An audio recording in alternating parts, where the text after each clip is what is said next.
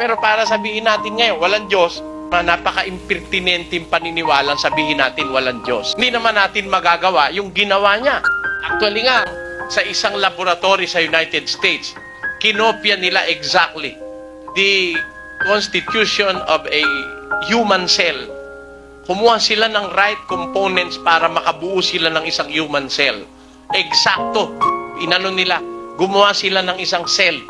Kinopya nila yung human cell.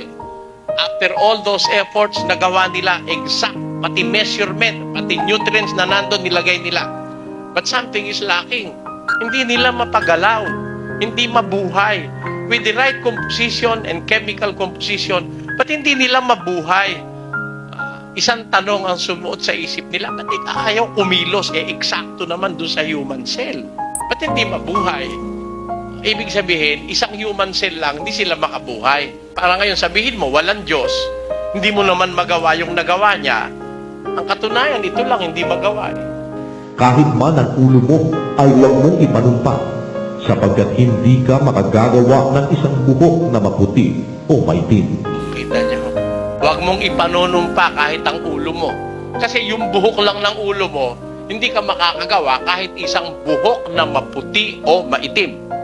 And who would dare challenge that declaration of Jesus Christ said 2,000 years ago? Hanggang ngayon, with the advent of modern technology and science, wala pang profesor, wala pang siyentipikong nakagawa ng isang buhok na maputi o maitim.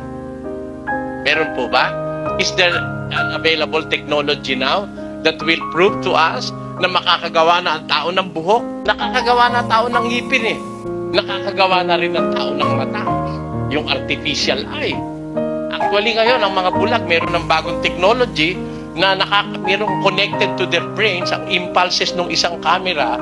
Pag inilagay mo sa bulag, alam niya nang iwasan yung mga kababanggaan niya. Bagong-bago po yan. Kaya nagkaroon na siya ng parang artificial eye. Pero hanggang ngayon, yung sinabi ni Kristong walang makakagawa ng isang buhok na maitim o maputi. If you are going to study the constitution of our body, yung buhok made of dead cells yan eh. Dead cells. Parang kuko.